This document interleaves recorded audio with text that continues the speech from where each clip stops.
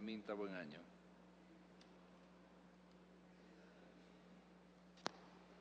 Gracias, señor presidente. El derecho de los niños, niñas y adolescentes es un derecho prioritario, superior, y sus derechos, de acuerdo a la Constitución aprobada en Montecristi, prevalecerán sobre los de las demás personas.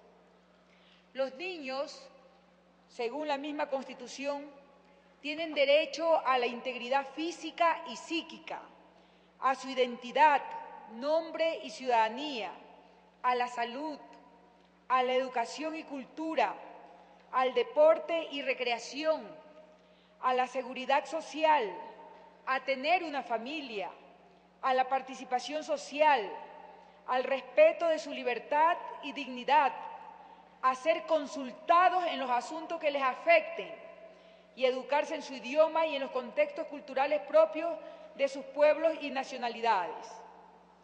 Sin embargo, hemos visto que a pesar de que en nuestra Constitución rezan todos estos derechos que convierten a los niños y adolescentes en ciudadanos ecuatorianos privilegiados, en la realidad, en muchos casos, no se respetan estos derechos. Por ejemplo, en lo que se refiere a pensiones alimenticias, lo que vimos hoy día es realmente lo que vemos casi siempre y quizás no está del todo filmado las cosas tremendas y difíciles que viven las madres a diario.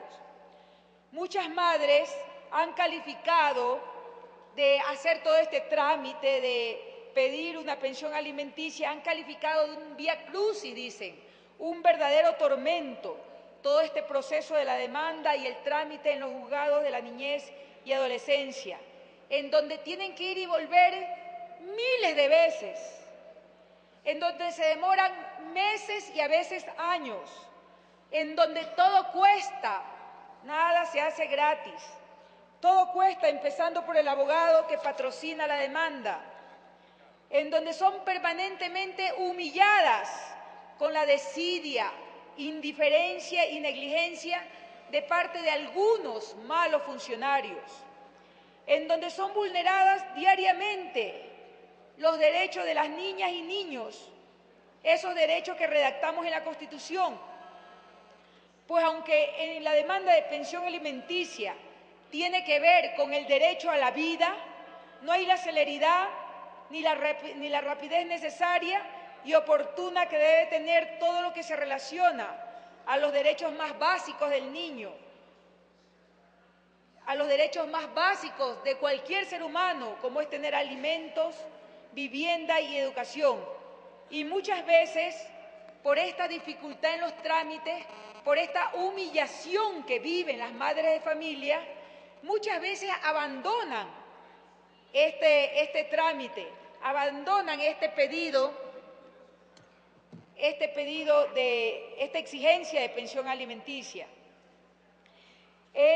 Estaba revisando yo, y solo por poner un ejemplo, el resumen nacional del movimiento de causas en los juzgados de niñez y adolescencia, y encuentro que, por ejemplo, en Guayas hay represados hasta este momento, del año 2008, como 54.946 causas de pensiones alimenticias represadas. En Manabí, 14.553. En Pichincha, 39.090 causas represadas alimenticios. En El Oro, 15.290. Y así en todas las provincias hay multitud de juicios de alimentos represados.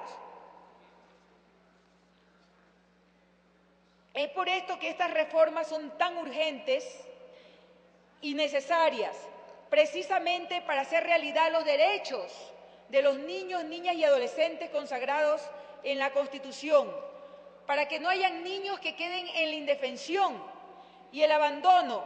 Y aunque ha habido muchas críticas en contra, que están basadas en la obligación a la prestación de alimentos en caso de ausencia, impedimento, insuficiencia de recursos, discapacidad, de los obligados principales, que tendrían que ayudar con las pensiones alimenticias, los que se han llamado obligados subsidiarios, como los abuelos, los hermanos y los tíos, en su orden.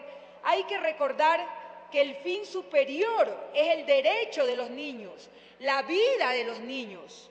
Y este derecho está sobre los demás derechos consagrados en la Constitución.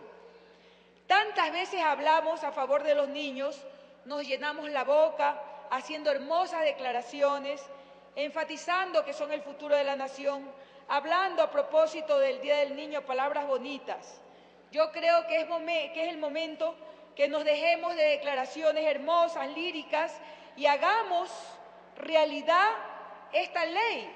Aprobemos leyes justas y oportunas. Cumplamos con los niños con hechos y no solo con palabras. Señor presidente, quisiera precisamente para el perfeccionamiento, la ayuda a estas reformas que ha trabajado muy bien la comisión, señalar algunas observaciones. Por ejemplo, en el artículo innumerado 3 señala lo siguiente, en lo que dice características del derecho. Dice, este derecho es intransferible, intransmisible, irrenunciable, imprescriptible, inembargable y no admite compensación ni reembolso de lo pagado. Eso dice en el artículo innumerado que se titula Características del derecho. Pero en el último párrafo del artículo 4, correspondiente a los titulares del derecho de alimentos, reza lo que sigue. Los parientes que hubieran realizado el pago podrán ejercer la acción de repetición de lo pagado contra el padre o la madre.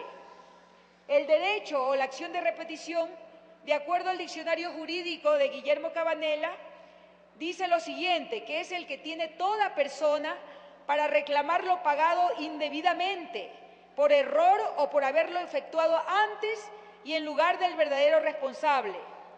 Como podemos observar, existe una contradicción entre los dos articulados, el que habla de las características del derecho y el que habla de correspondiente a los titulares del derecho de alimentos, porque ya que al final del artículo 3 queda establecido que el derecho de alimentos no admite ningún tipo de compensación o reembolso de lo pagado.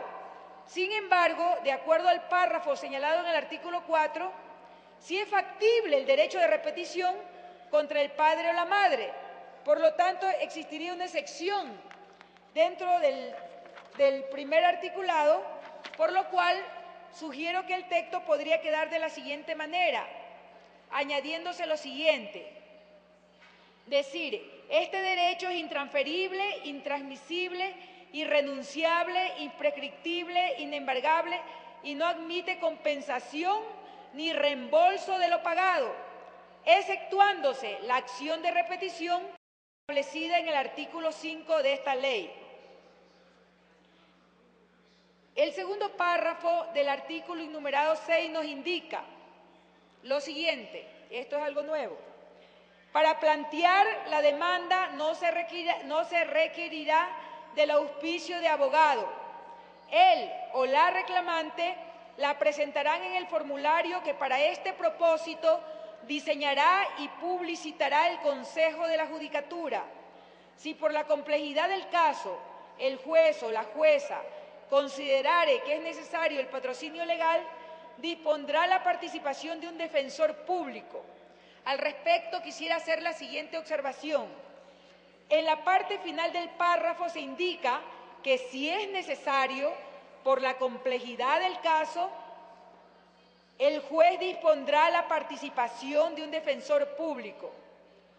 Considero necesario que se deje abierta la posibilidad de la contratación de un abogado particular en el evento que el demandado así lo deseare, ya que de la forma en que se encuentra redactado, solo se podría contar con la participación del defensor público. Por este motivo, como texto alternativo, propongo la siguiente redacción del mismo en su parte final. Si por la complejidad del caso, el juez o la jueza considerare que es necesario el patrocinio legal, dispondrá la participación de un defensor público o de un abogado particular si el demandado así lo deseare. Hasta aquí las observaciones, señor presidente, las voy a hacer llegar al señor secretario. Gracias.